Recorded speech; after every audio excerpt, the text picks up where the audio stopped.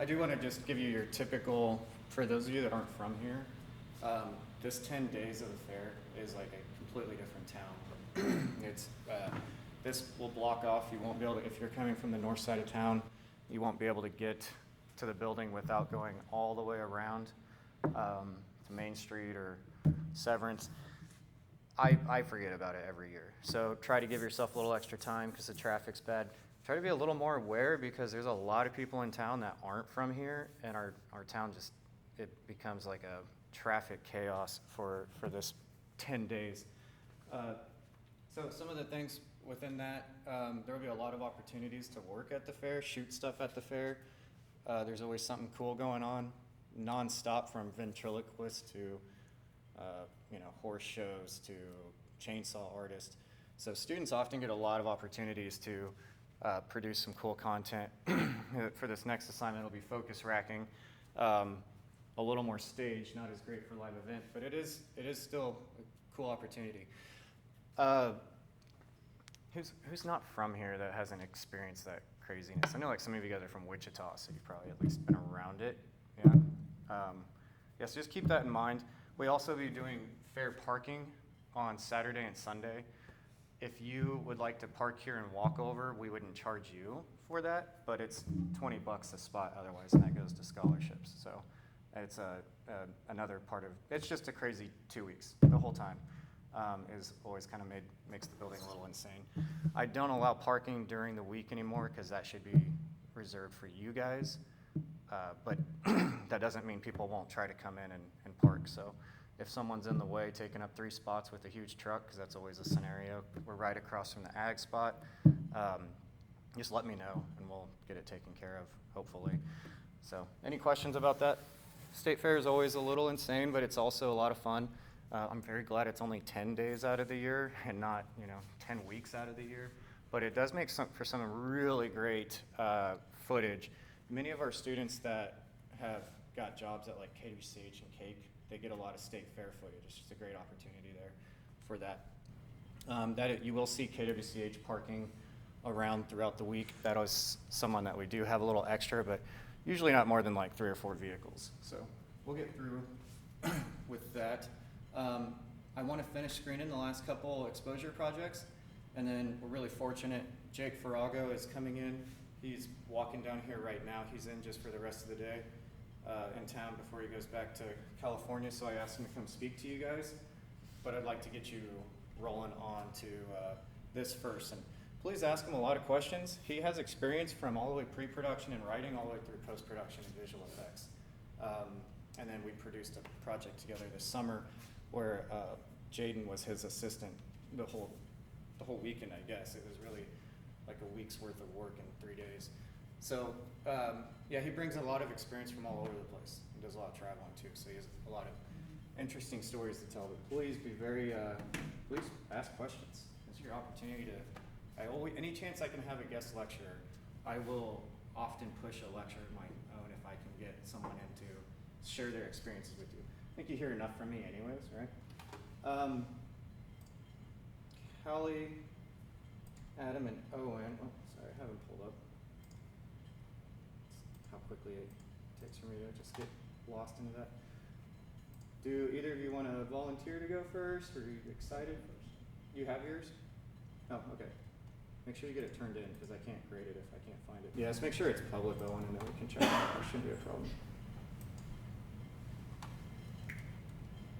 Yours had music to it, I believe. Yeah, if I remember correctly. I got that sucker turned way up. Anything you want to say before, or you just want to kick it off? Well,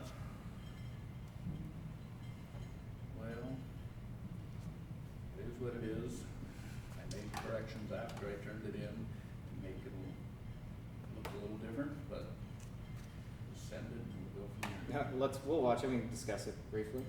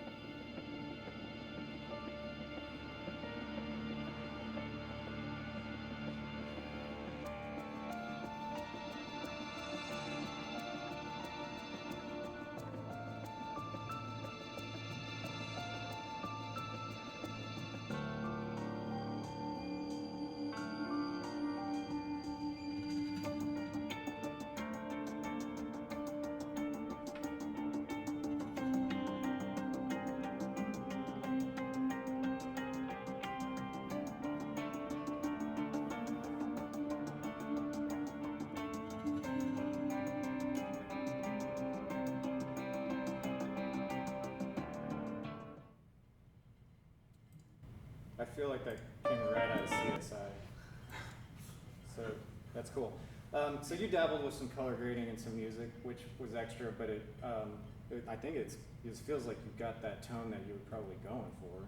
You said you messed with it a little more later. I tried to reduce the green. A little bit? Like it went a little too far, but, you know. Sure. It's fine. I think it's pretty cool.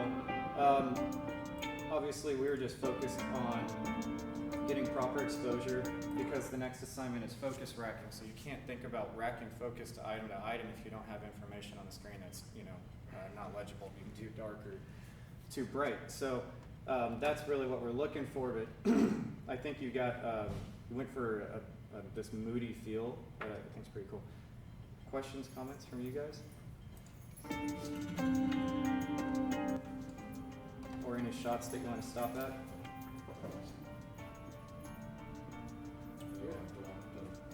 The egg and the Yeah, I was actually about to go to that one. I like this focus rack here. It's cool. I mean, that's literally what we're doing next assignment is going from one subject to the other or following a subject through the frame. So, yeah, got a little practice already. And it works good. It wasn't the intention of doing the next assignment. I thought that we were trying to pick something in some depth of field and focusing on it. I think it came out pretty nice. You're outdoors, and in fact, I thought with this shot, it was raining, but I was like, we haven't had rain anytime during this assignment. But because of that tone that you had color-wise, it really gave it that feel of like an overcast day, which is cool. Story was after I assembled it with the music, given this ominous sort of what's going on in this house. Plus, I always like the shows. That started.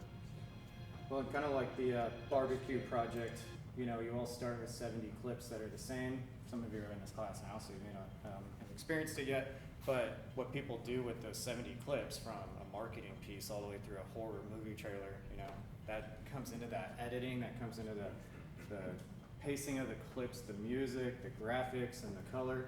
So yeah, what you had when you first showed it to me was much brighter, warmer feel. You definitely went another direction with it, which is awesome. Nothing wrong with that. So cool. And then kind of the other thing that I mentioned last week, it's been a few days, hopefully you guys had a good weekend, we just kind of jumped right in. This also gives you a chance to get to know your classmates a little bit in this, early class in the program. So you can kind of see like what type of styles that you guys are going for. Thanks too. Anything else? No? Yeah, go ahead. If a chicken walked into a movie theater and asked to see a horror film, it would be sure scared out of his pants. Yeah, I think it had a good feel for chickens getting murdered, possibly. Who knows? So yeah, I think it had a great tone to it, which is above and beyond what you had to do for this one. But like I said right off the bat, please don't let a simple assignment that's supposed to focus on something hinder creativity if you have the time.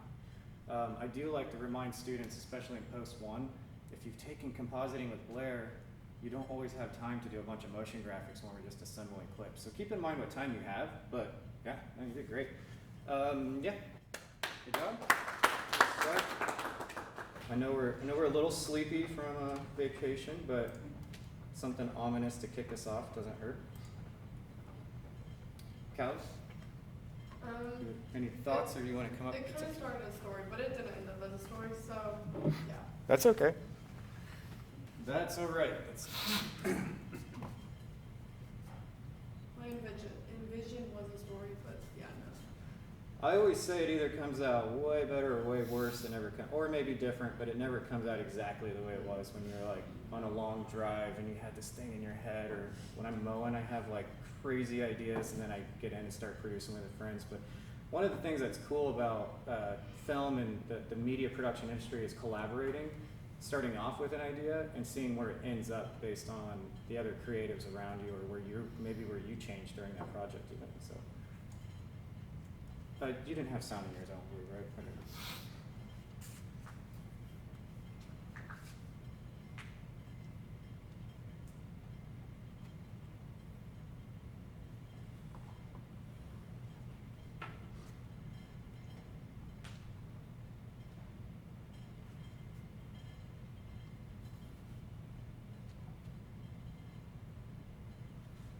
is that Sand Hills State Park? Yeah. That's the cinematography students just shot their project up there. It was hot, it was sandy, full of stickers.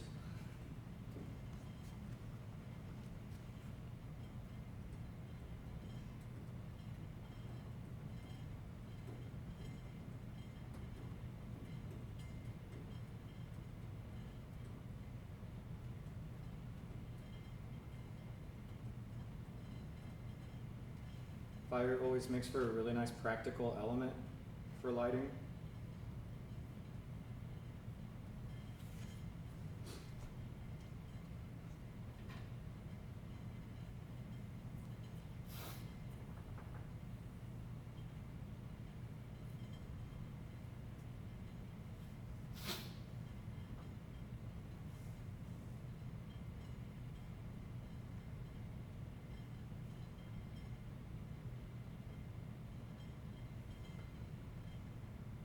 I think your dog was tired of getting filmed. Yeah. Going to sleep. Cool. Looks like you covered some ground on this one too. Not unlike Aaron's. In fact, I think you had a shot that was just like Aaron's ending with that sunflower. I don't know where it's at. What was the situation with your? Did you shoot this vertically and then flip Yeah, and it? I realized after, and yeah. I mean, I've seen people shoot vertically in documentary where they'd have one element as a box and then the other would be like a subject that they were talking about. And so it had a really cool aesthetic to it, but it was busy and it was definitely a lot of work, like a lot of time to like Yeah. crop all these things and make it fit. And shooting interviews vertically, I never shot an interview vertically until I helped produce that project. I like tried to get it to turn and I could not figure it out, so I just. Oh, okay. It's nothing crazy, but it definitely helps if someone's shining. Oh, there's that one.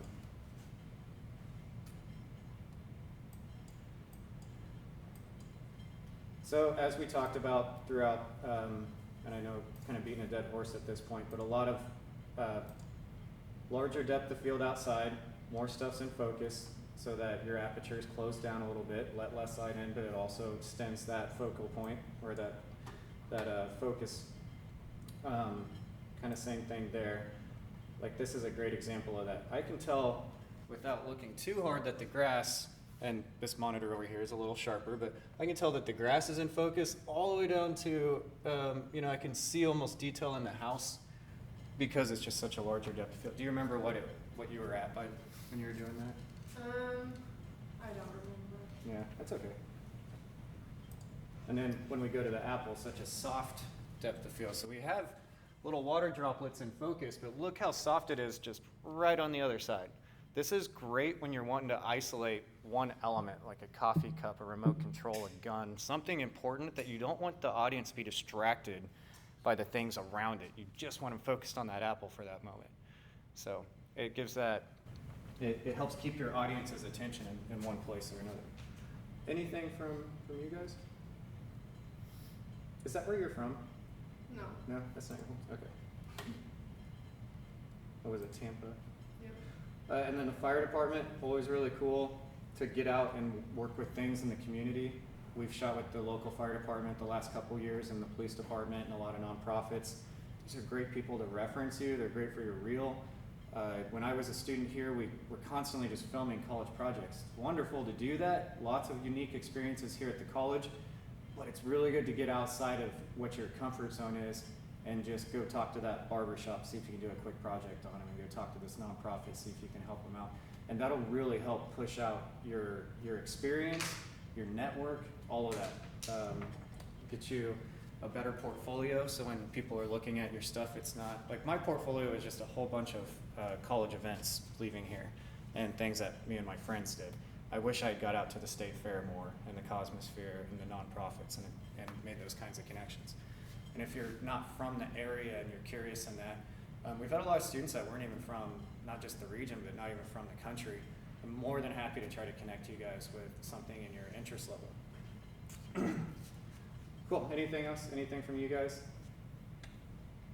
Yeah, zombies. All right, cool, good job. Good start. The exposure is really nice in that shot too. Owen, were you able to get yours public? Since I emailed it to you. You emailed it to me? Okay. Let's see if we can find it real fast. I put public when I uploaded it. I don't know why.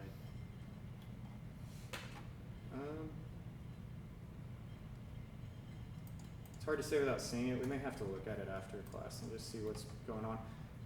This is your first assignment, probably turned in the entire program, right? Like, have you turned anything? Yeah, you're getting it figured out. It'll be all right. We'll get there. And once you know, it won't be anything too crazy after that.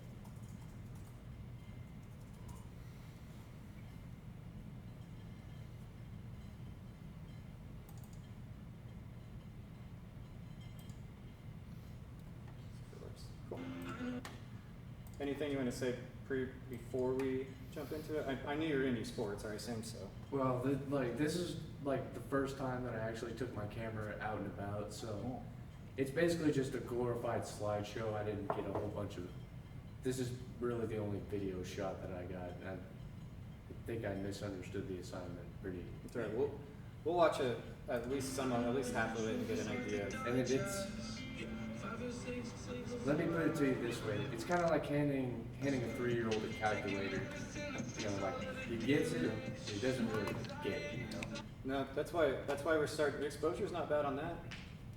I can see large depth of field, a lot of stuff's in focus, and that's what you're probably going to have out there because you didn't have any filters. But yeah, you're definitely not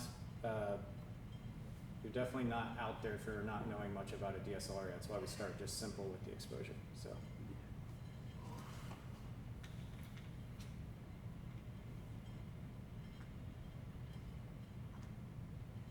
Do you know why they're all at an angle? I think it was like Just hadn't mess around. moved them around yet? Yeah. Where, was this the Texas game? Yeah. You guys got your cameras right about that time, though. I was gonna say, I don't recognize the area. Corsicana. That's where. Corsicana.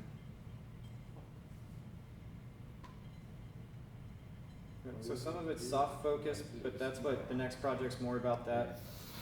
Were you shooting through the windows on the bus here? Yeah, this is actually when Yeah. bus driver got us lost, so I just kind Did you guys end up at Burning Man? So let's look real briefly at this.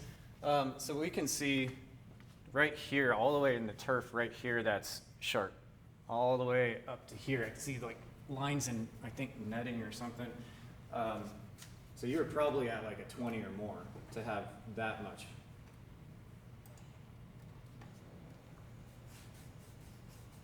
Kind of same thing there. You can read everything, but you can still see everybody in the foreground. But I don't think your focus is too bad. I don't think your exposure is too bad. The next project will work more on focus. So if you had some soft shots, which a couple of them are, that's all right. We weren't stressed about that quite yet. We'll get there. And so this would be one where you would want a really low depth of field because it would let more light in, but then you could focus in on such a tiny object and you're not distracted by benches and sky and things like that. So just something to think about.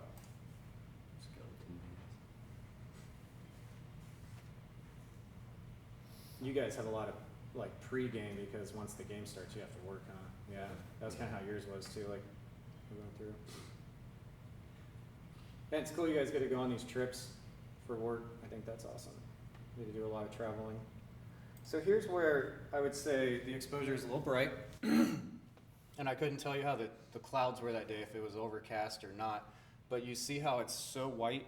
We've lost elements. So if there were clouds, if there was a plane, if there's something like that. Likely you're not going to be able to pull that back in because there's just no information there because it's overexposed.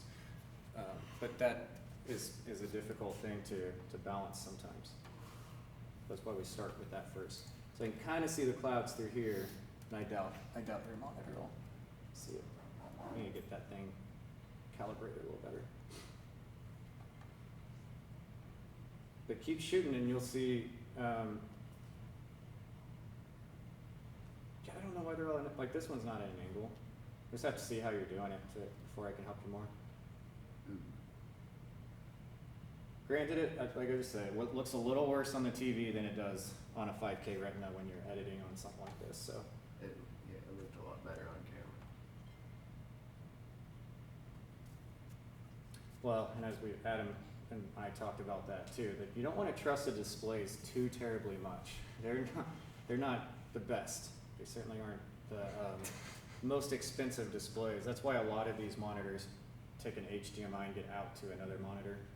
So your exposure is really good on that one inside. I think the windows on the bus help keep some of that light out because it's basically a neutral density filter with that sun protection on there. Yeah, your exposure looks really good on that one with Cheetah.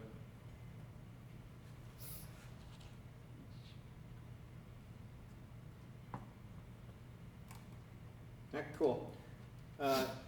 Any questions, comments for Owen on this one? No? I think I gave you a little bit of feedback already.